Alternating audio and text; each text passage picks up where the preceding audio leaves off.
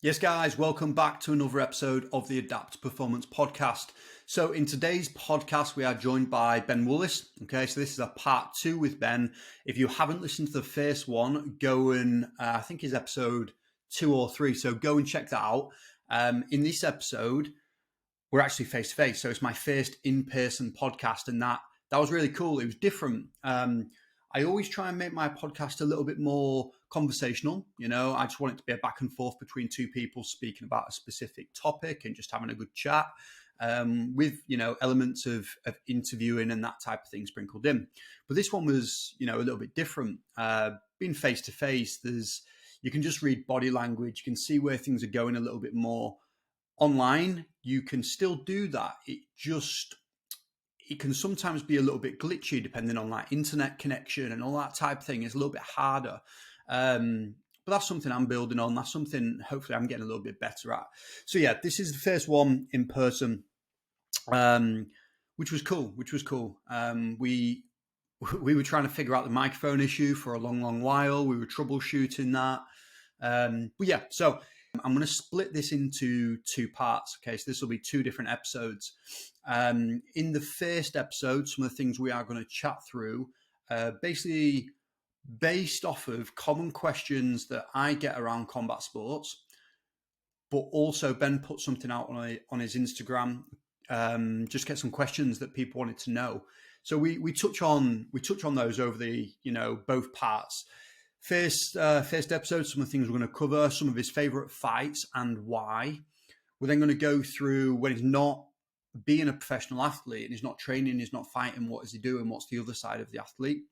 We're then going to go through what are some of the common myths that he wishes he could, debunk in professional combat sports. So we're going to be touching on money and perception and the long term, those types of things.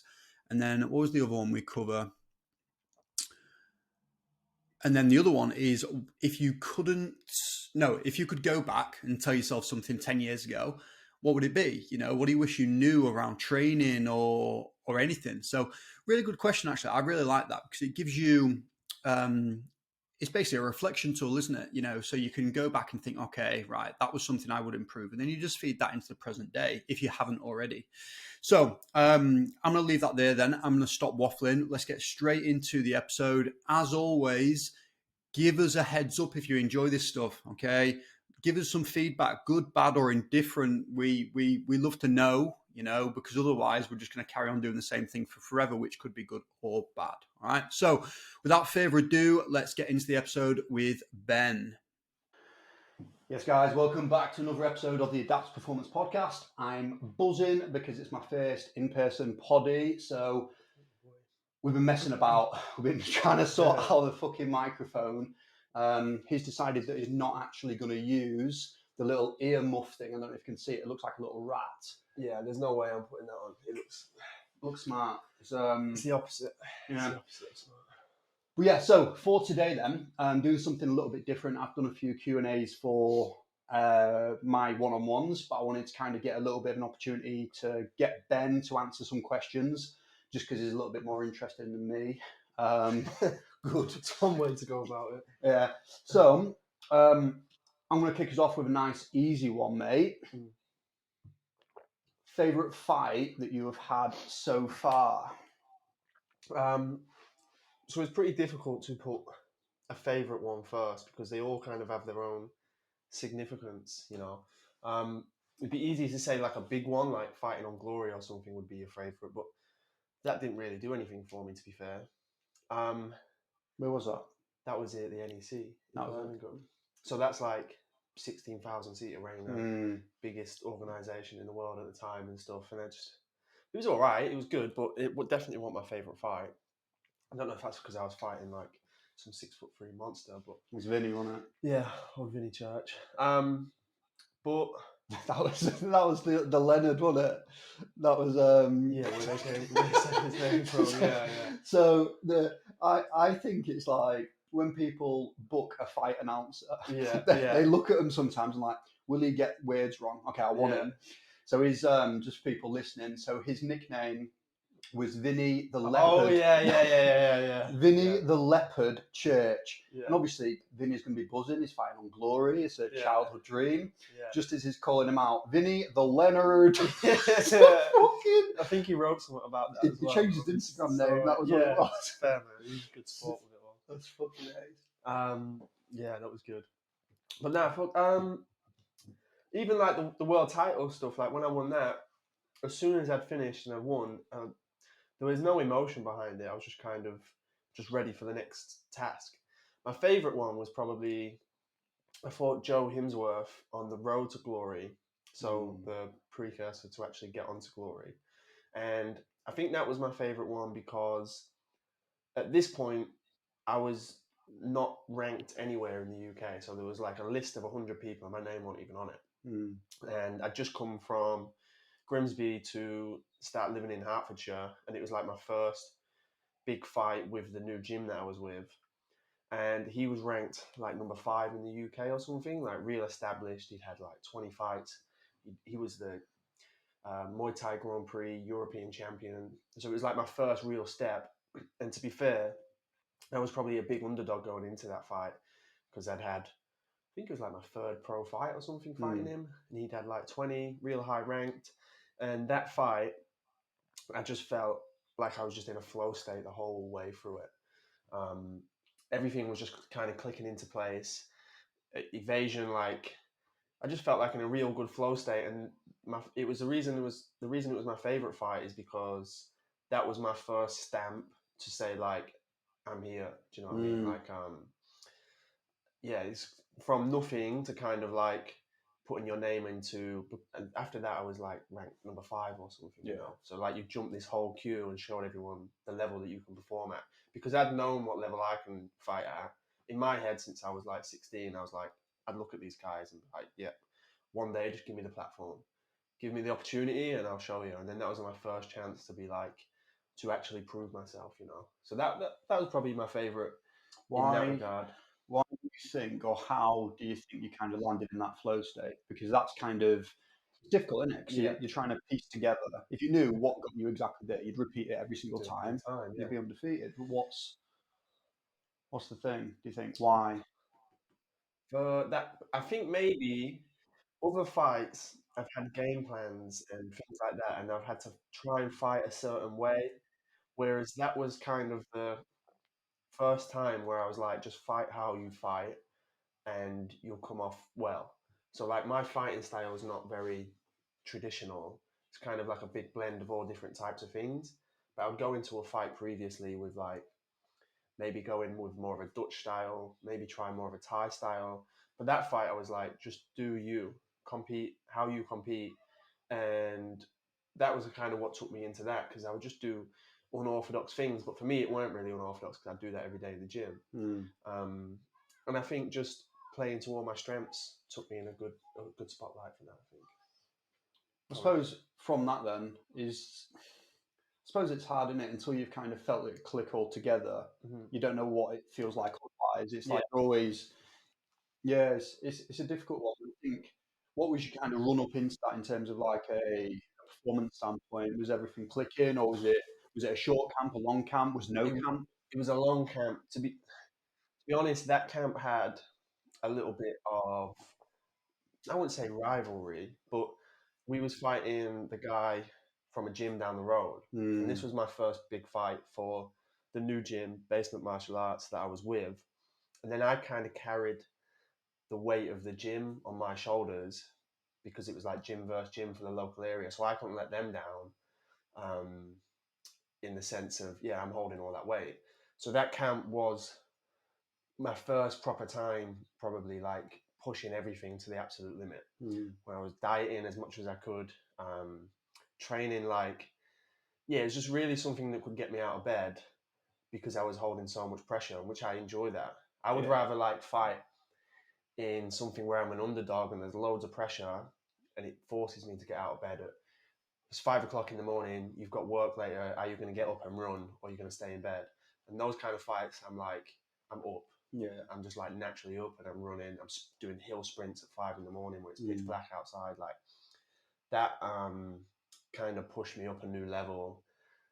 just carrying the weight of that thing. Because I just love I love the pressure of it. It's the lifestyle and everything, and everything's Yeah. clicking together, everything's moving together. Yeah, they're the moments that that I'm doing this for. You know, I don't just want to turn up and fight someone that, oh yeah, you're probably going to beat him, and you're doing it for the glory of you get the win. I want the challenge. I want that shit. This guy's like a dangerous fighter. Everything Like, together. yeah, I got to be on everything. And then even if they're well established and you know they're fit, you know they're strong, I'm like, let's go. I'm gonna let's see.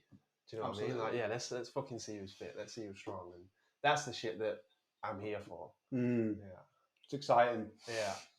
Cool. I'm happy with that. I feel like we've got it. Let's go. I'm gonna mix these up a little bit. I think let's go for what do you wish you had known 10 years ago? So you are what, 28 years young? 28, yeah. So you'd be 18, fresh-faced. Fresh-faced. Less hair on your face than now. Beard, yeah. Same terrible haircut at the time when I was 18.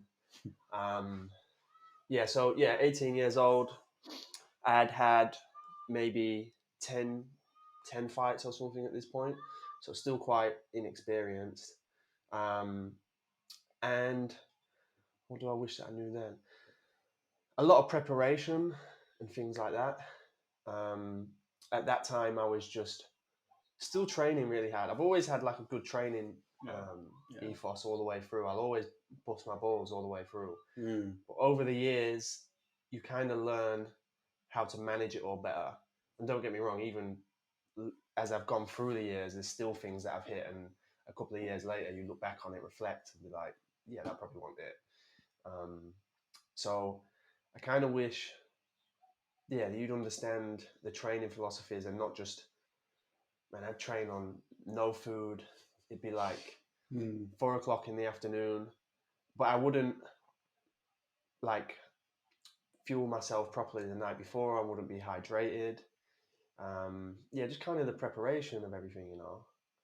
Well, just thinking about all the things that are actually outside of fighting, is that what you mean? Is that... Yeah, all the external factors. Sleep, like that's only something that I started to take seriously in the last few years.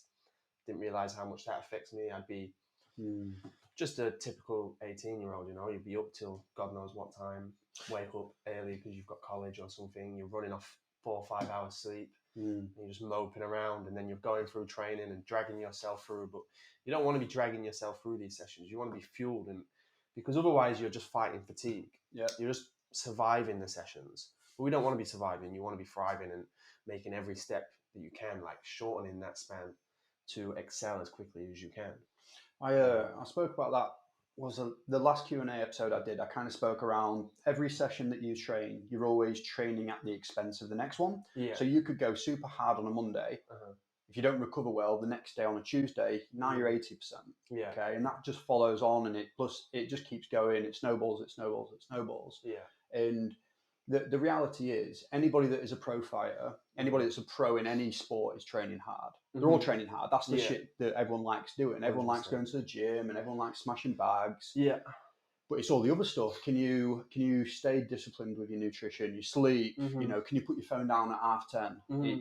It's hard though. That's the thing. I think that's what makes the difference. Because you say everybody enjoys training. Because why else would we be here if we didn't enjoy sparring, running, and all those kind of things, and pushing yourself?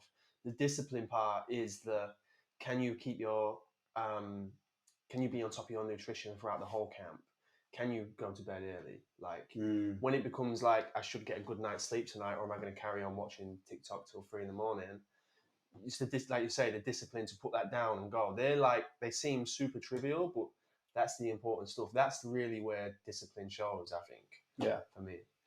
I agree. And I think when we first started training, there was no emphasis on that at all.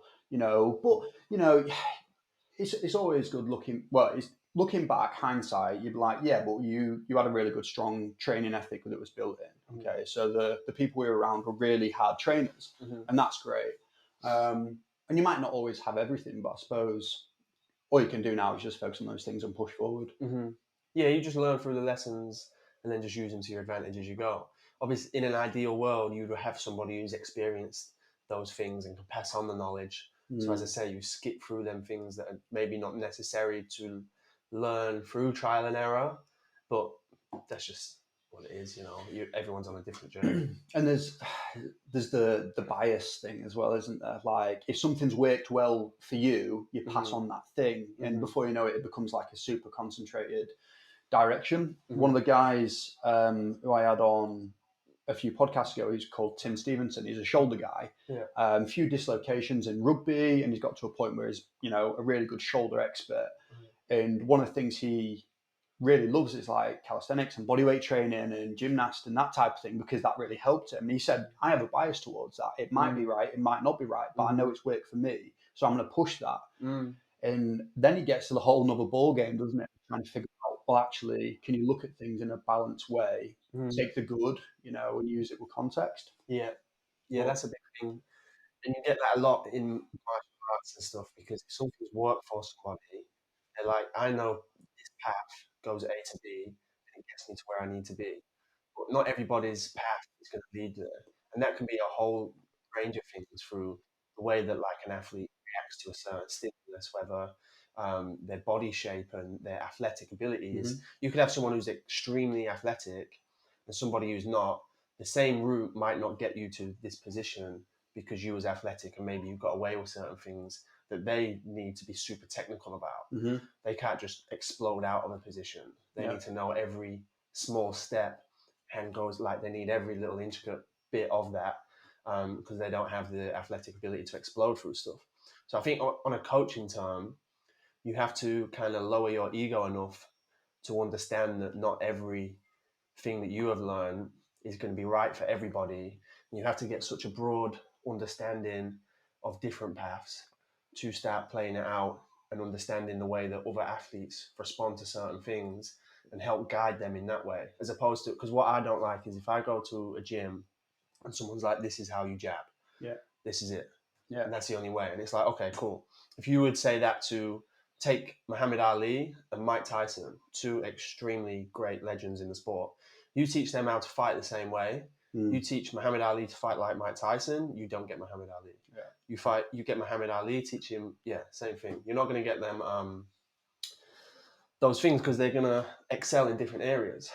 It's true. And I think that as well, like the best athletes don't make the best coaches. And I was speaking about this the other day to one of the lads at the gym, but the best athletes have an element of genetic makeup that's got them. Obviously people work for what they've got and all those things. But if you've got like an athlete that's like a really good responder to something, learns really quick, or is super strong without having to work for it as much, if you put them in a coaching situation and they don't have all the knowledge around it, the context to appreciate it, they assume everybody's going to be able to go into the gym, do 3 sets of 10, and they're going to be built like what's that guy from Chicks? Terry Crews. Yeah, they're not going to be built like that. They may be able to look at a drill and be like, okay, I know that now, but not everyone needs that. Some people need reps to get good. Same thing with learning anything. Like, there's the reason they break down how somebody learns the different styles, because somebody can learn, like you say, super practically. So for me, for example, I can watch somebody do something and I can emulate that very well. But if I had to like study it and it was wrote down or something, good luck. Like, I ain't remembering anything. I'll forget to spell my name in like 5 minutes. But if it's some sort of task that I can see visually, then I can do it straight away. But people will be the opposite of that. So you do have to find them different ways of coaching, and again, just understanding how different athletes react to certain things and understanding there ain't one way for everybody. Absolutely. I think we circled round on that one, wasn't there? The first question was 10 years ago. That was it. So I was looking at the nutrition side, the sleep stuff, how everything integrates. But I think just to break that down, understanding everything as a piece, like the machine in general, not just one specific thing. I think that's kind of how I would interpret that answer. It's interesting that there can be so many different factors that it could even go down to, you could have somebody who could be a world champion, but if you put them into the wrong place where they haven't met the right coach, all those abilities may not come out. But if you put somebody in the perfect, and you get the perfect storm. You put them with the right coach, they're in the right environment, and things can excel from there, which is completely crazy in itself, you know. Yeah, absolutely. Right, next one. Let's go for when you're not fighting them, or when you're not training, when you're not kind of immersed in that lifestyle. What are you doing? For a long time, fighting was it. Yeah. Like, I'm still obsessed with it now, but I know the importance of coming away from it, and maybe you could call it burnout or something to an extent.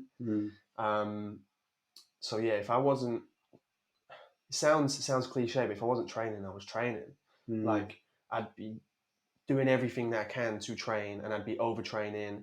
And if I wasn't doing that, I was probably at home and I was watching videos and things. And I think that's kind of has its place, but you definitely need outlets of different things away from the sport.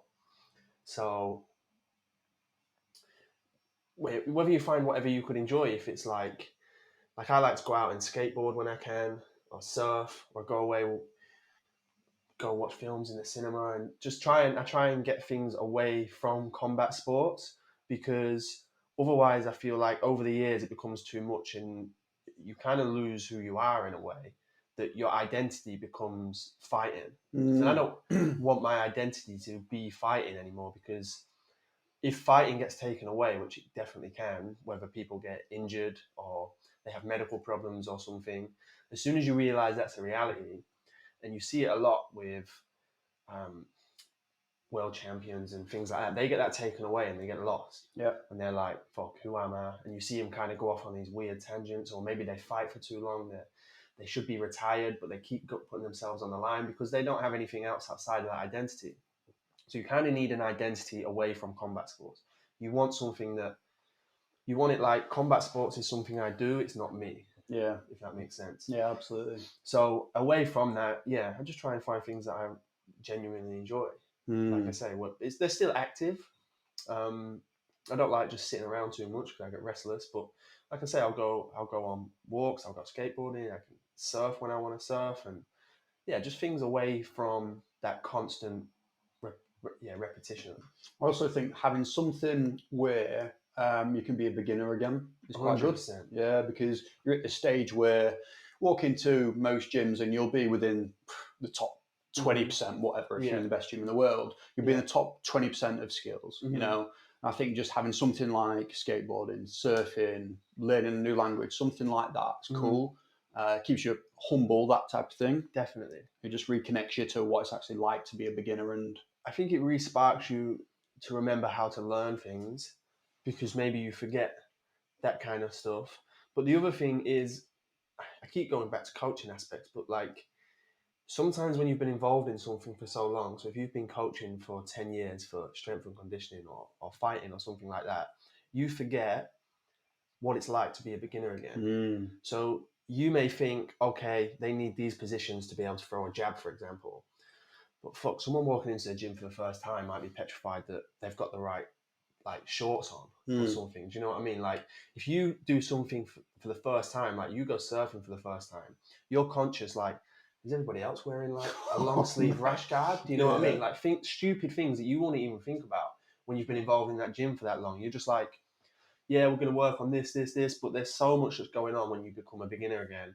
And it kind of breaks all that down and makes you realize all these different things that go on inside of people's heads to be able to reach them a bit better. Yeah, that's so a term in like sports science is cognitive load. Just being able to cognitively, like in your brain, process what's actually happening. Okay. You've got training load, you know, how much running, jumping, and all that stuff you do. You can be at 100%, but cognitive load is the same thing. How much is your brain actually interpreting? How much can you learn on a day-to-day basis?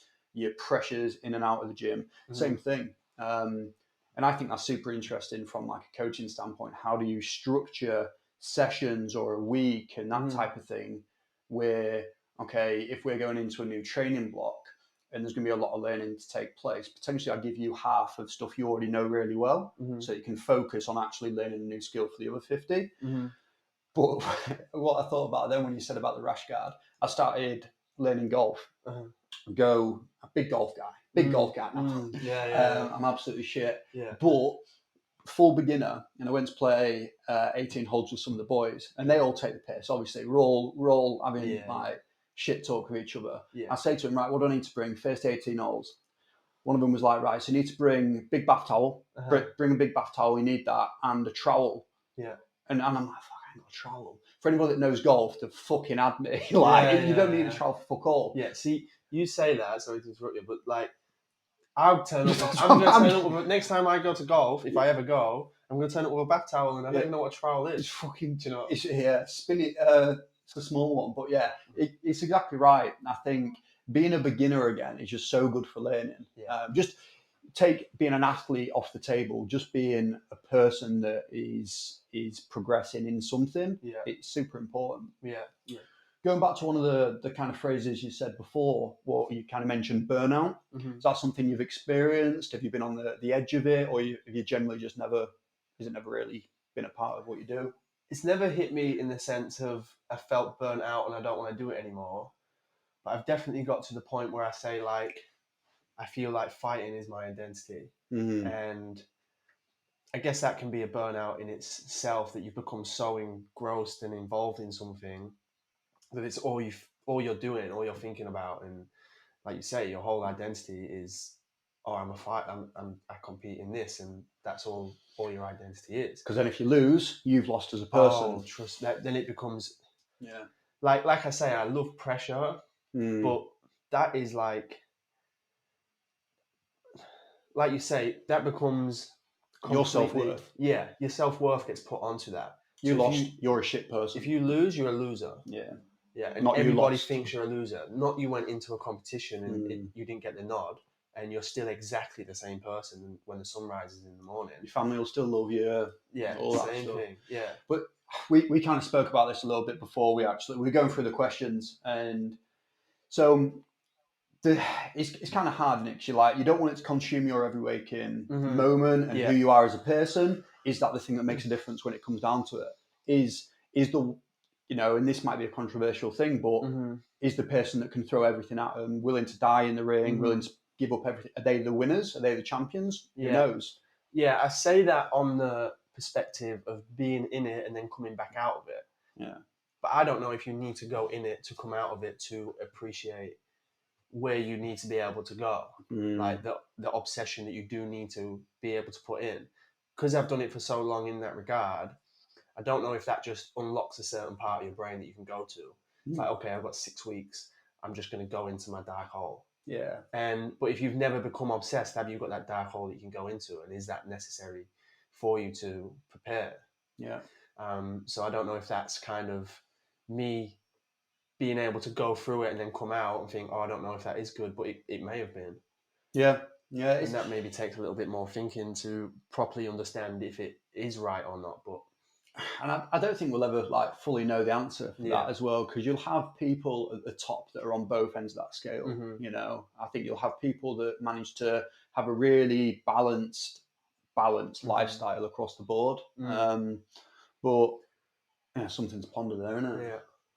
All right, next one. I think one common myth about your profession that you wish you could debunk or just let people know. So I think the two common myths with fighting is that it's full of meatheads. So if you was to walk into a fighter's gym, I think people would be apprehensive to go in. And I know they are, because I get people who want to go to it and become apprehensive because they think they're going to walk into a gym and get their head smashed in. Yeah. They think they're going to spar. They're like, oh, I don't want to get hit in this. Whereas we know it's like, we ain't going to put you into spar until we know you're ready. Like, you think we're just going to take you off the street and let you punch people in the head? There's no way. Yeah. It's so much more of a nicer culture than what it seems, and teaches so much more, whether it's discipline and things like that, as opposed to just coming in and thumping the head off each other. The other thing is that people who are professional fighters probably have a lot of money. Yeah. So if you was to see somebody in a a big organization or they're a well-known person inside the sport, you probably think they have a lot of money. Like sometimes when I'll do a Q&A on my story, people will say like, what's your net worth? Mm. Like fucking probably less than you, bro. Probably Yeah. a lot less than you. Yeah. You know. So that's a crazy bit that I think is kind of coming to light, but then also I think that's only coming to light in the realm of if you're interested in fighting. Yeah. Yeah. It's not common knowledge in that sense. So I think if you're involved heavily in the sport, you know you're starting to learn that fighters' pay isn't great. Yeah. But on the outside of that, it probably isn't. Like if you was to see somebody, if you knew them and they're fighting in the UFC, so they're at the biggest stage there is in the world, they're fighting in these huge arenas, people know their name, they can be a superstar, they can be like new into the sport and they're known worldwide, and they can still be making no money.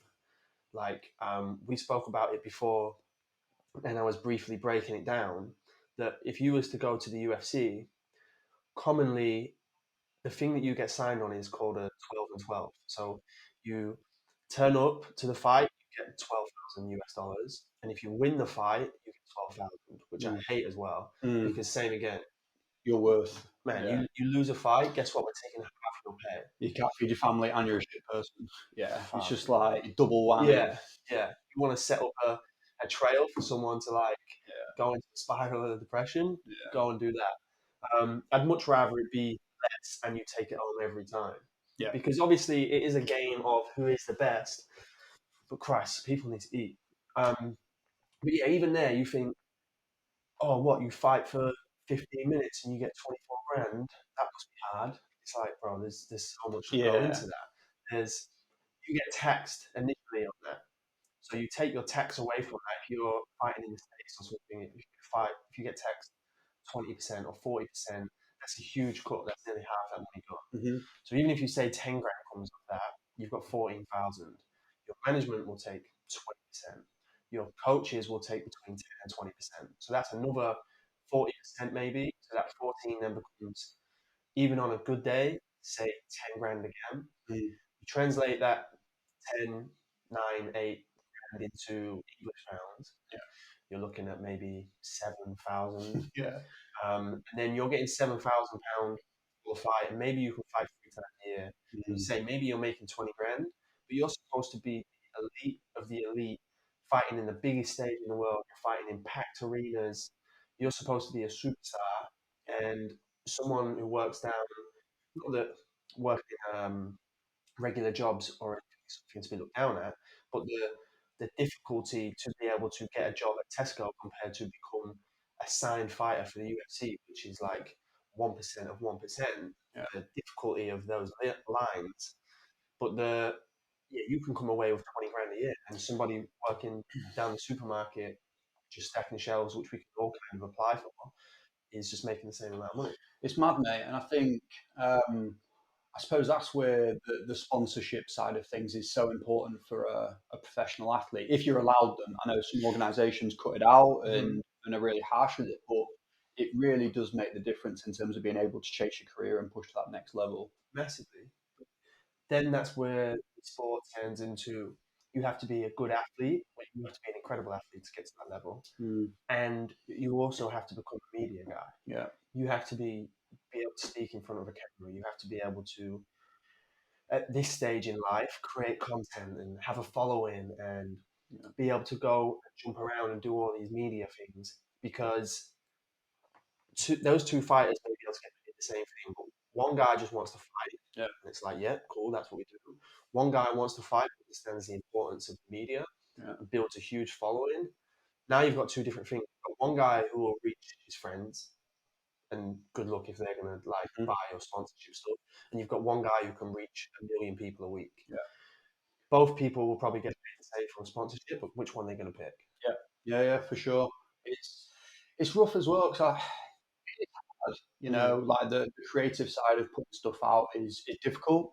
Some people just hate being in front of a camera. It's not easy. It's not comfortable at all. But yeah, that's the Gary Vee thing of like, you're in the fighting business and the media business. You're in the carpet business and the media business. Everything is to do with media. If you're selling stuff or you're actually, you know, even as a fighter, you're not necessarily selling, but you rely on viewers, you rely on the UFC wanting to sign you and pushing. It's difficult, you know, and I think that kind of that's a huge thing to put out there. Mhm. Yeah, That's one of the most important things. I think one of our questions is, what would you say to people kind of coming up? And to be honest, thinking of it now, that'd be the one. that'd be something that you have to take that seriously. And I have friends who are involved in fighting professionals as well, and they I've had people who just won't do interviews. Yeah, I'm like, man, like you've got to. need to do something. Like I get it, and a lot of fighters are fighters because I don't know, like some people will be very introverted, Yeah, and that is their outlet. But you do not everybody is born to be able to speak in front of a camera. It's the same thing. Not everybody is born being able to fight. It's years and years of practice, hours, repetitions, and eventually you're going to get better at that. Put yourself in there. Put the time to. Even if you're putting content out that gets one like from your phone, like I've been there. I'm there. Yeah, but Michaela, you know me what I out. mean. You have to keep putting them repetitions in. So when the big stage does come and you're able to do them kind of thing, you need to be able to do it at this rate, especially the way the world's evolving and everything is becoming content, like we say. Well, that's the like in front of a camera thing. It's not that you're trying to practice a skill of doing something different. You're essentially practicing being yourself. That is it, but Yeah, just coming across in a clear way. yeah, And that sounds so backwards. That what do you mean you're having to practice to be yourself? Try it. yeah, Try and record yeah, 60 seconds of speaking into a camera, and you 20, 30 attempts is yeah, gross. yeah, It fucks you up. 100%. Yeah, it's interesting that you say like that. It is. It's being able to relax and be yourself in front of the camera. Yeah. Yeah, there's so many times where I mean, the red light don't come on anymore. Yeah. As soon as that camera comes on and you look into that lens, Your tongue falls out. That's it. Tongue's gone. falls. So, Yeah. question before we go too far with that, then. So, obviously, you've got a really healthy like social media following across like Instagram, TikTok, that type of thing. Mm.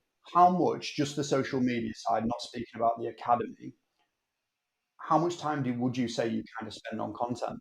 Yeah, it's hard, you know, because this is, well, answer it and then I'll kind of go through what I think. A fair bit. Like, it definitely feels like a part-time job that you don't get paid for.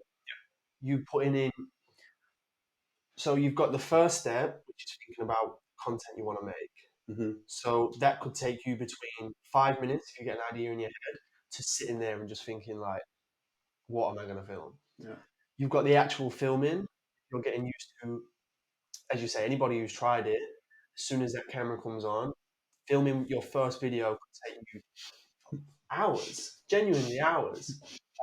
I remember I started doing this when I was 21 at university, and I would sit and make videos leading up to fights. And this is 7 years ago, and it would just take me so long to be able to get through it. So there's that aspect. There's then the editing. If you want to hire somebody, like if you've got money, good, fair play. If you haven't got money, good luck. Yeah. Like you're gonna need to learn how to edit, which takes more time than the filming, maybe 4 times as much. Yeah. So for me, it's a lot of time, and like I say, I've built a bit of a following, but that's from posting every single day for close to 3 years now. That is 3 years of every single day something's going out. There's content going out. I'm replying to messages. I'm replying to comments. Yeah. And things will suffer from that. Relationships will suffer from that. You can be out with a friend and you're on your phone because you're trying to social, but you're not actually being social. Yeah. But you need to put the hours into those things. So there's so many things that can affect that kind of thing. If the only time you've got to do it is late at night, it's going to affect your sleep. There's so much time that goes into that. And like I say, eventually it will pay, or it may pay, or you've got a better chance. But for 3 years, I've not seen a payday from Instagram, or TikTok's a pretty new one that I've been doing. And definitely it's not seeing a penny from that, you know. Yeah, just get abuse. I just TikTok's the worst, man. You people on TikTok fucking ruthless. I'm glad that I'm not. I'm glad that I'm in a position where I can see comments and laugh. Yeah. If I wasn't, then fuck ever going on TikTok and being a content creator. You got to become thick-skinned.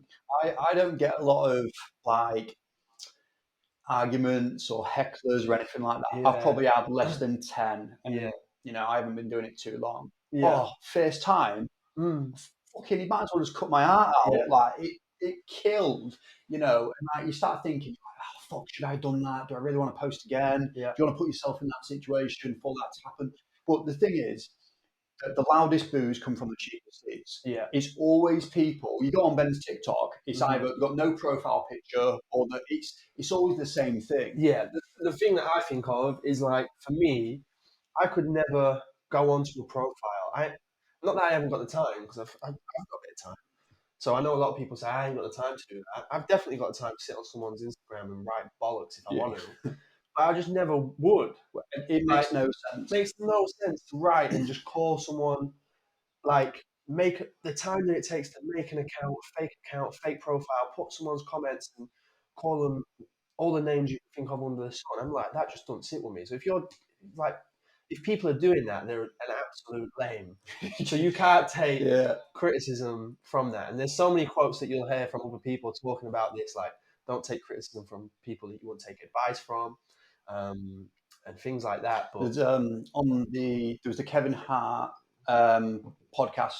Kevin Hart, who was a guest on Joe Rogan. Okay. Yeah. And they're speaking about that exact same thing. Yeah. It's so funny. Yeah. And Joe Rogan's just like, do you think Michael Jordan leaves YouTube comments? Exactly. Does he fuck? He's actually doing something. Yeah. And that's the funniest. And it just makes perfect sense when you say it like that. That's all you need to say. Yeah. Really. And that's how it fits. Fuck. They're called trolls for a reason. Yeah. Because trolls slimy, live under a bridge. Like, yeah. So you've kind of said you spent quite a while. You've got better at it as you've kind of, you know, progressed. You got quicker at editing. You know, you've got a backlog of videos you can draw upon and piece together. What would you say? Hour a day, 2 hours a day, 4?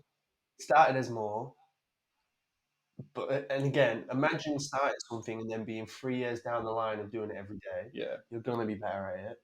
3 years of doing something every day, and probably.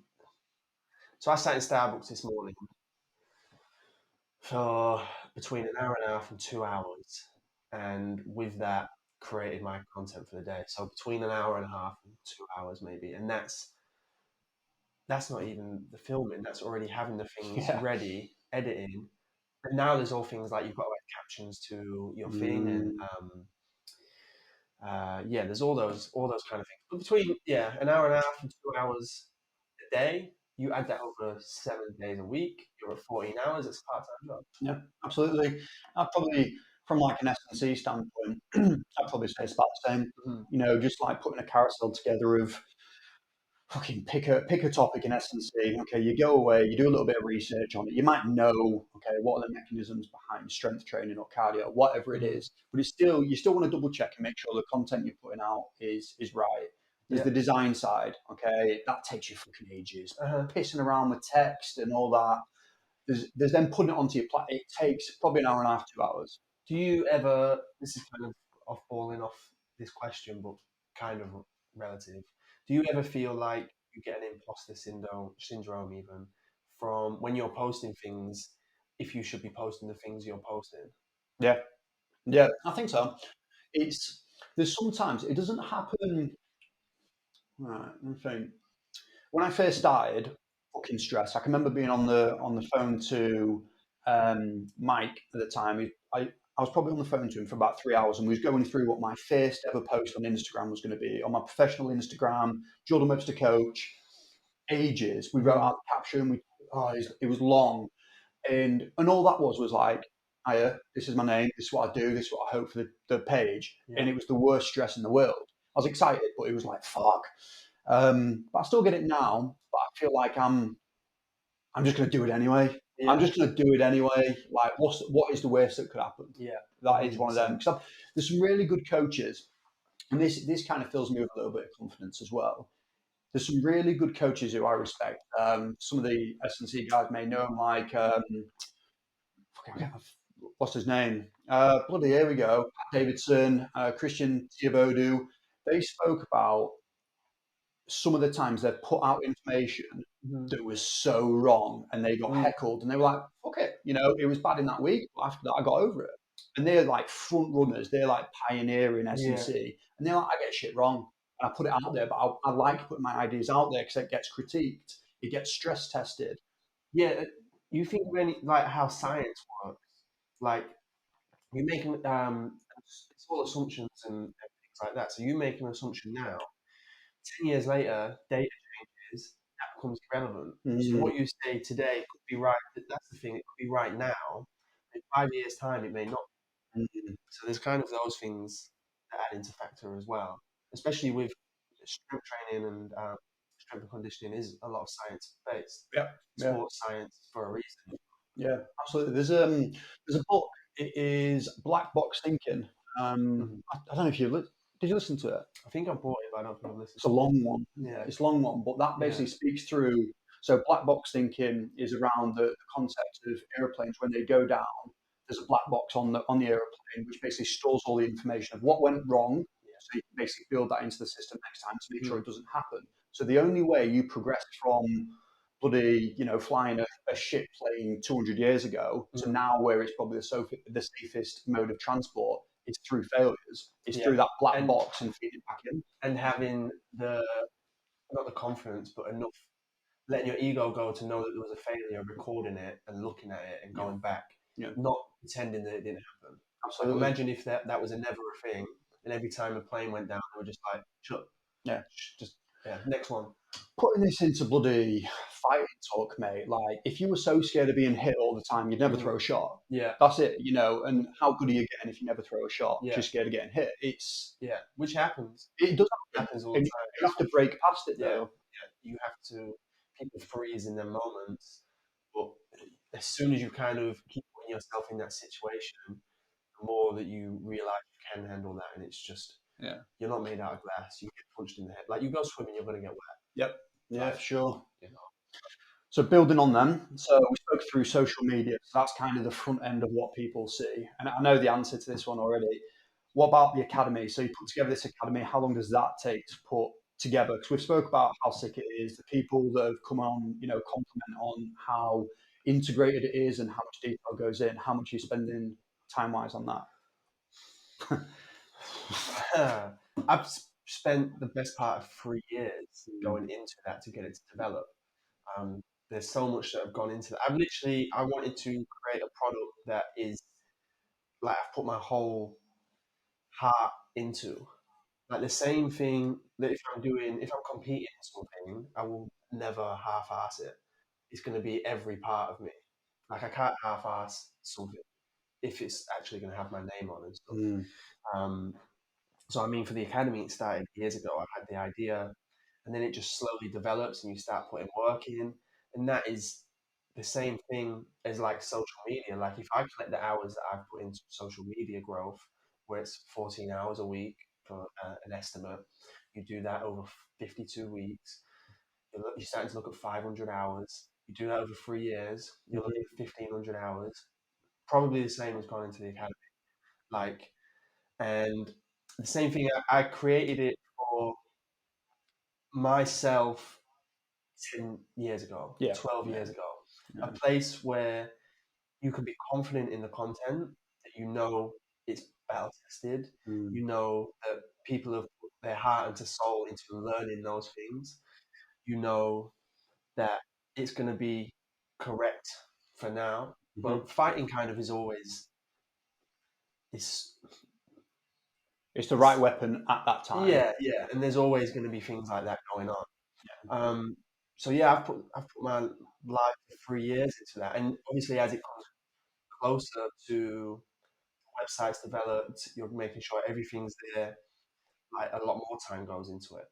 But I wanted to, yeah, I've made it for it's accessible for beginners. So if you're looking to start without knowing anything, it'll work for you.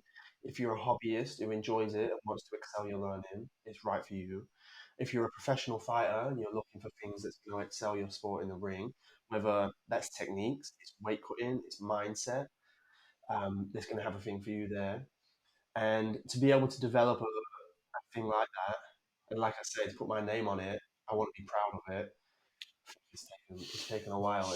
I'm glad that it's there forever, and it's kind of like my book. A lot of people will go through a profession and they'll write a book. I feel like right now, maybe I'll write a book in the future, but right now that is my book. Um, and yeah, I want to be proud of everything that I'm putting into it. It's taken a minute, but I'm glad that it's taken a minute, and I will continue to put all the hours that I can into it. Yeah.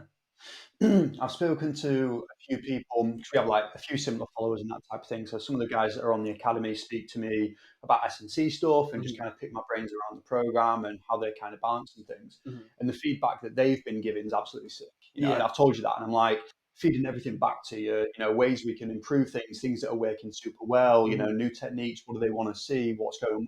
It's good. And this is just where it's at the minute. Obviously, it's just going to keep going. That's the thing. It's going to keep developing until the day you die. Yeah, That's the thing. the great thing is, as it develops, I want to be able to invest all the money that comes through it back into it through the sale. And again, it becomes a better product over time. So 16-year-old me or 24-year-old me or the hobbyist or something later down the line wants to improve or change their lifestyle, the product's only going to get better.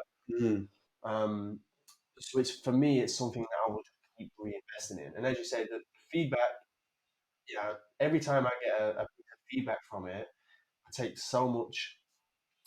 Again, it's a part of my identity now. It's I put myself out there, and I love reading the feedback, and even the feedback. I ask for negative feedback because that's the only thing that's going to help change. It's literally break this for me. Show me how you're going to break it. And that may be a hard thing to start with and to read. And even if I ask for, give me some honest feedback on things you would change, and people are like, "Oh, I wouldn't really change anything," and I'm like, try and think of anything. Do me a favor, because that's the only thing that's going to make your experience for the academy better. You tell me something that, maybe we could improve, even if it's something I've not thought about. Like, I had somebody say, I'd love to know some more about mobility. I'm like, great. Now I'll reach out for a mobility coach, which I have, and they will drop soon. Now we're going to have a full mobility, because if you think that, there may be 10 other people that think that. And now that's going to be able to affect them positively, and the experience of the academy is going to be even better for them. So I'm huge on biting on letting my ego come down and go, okay, how can I improve it?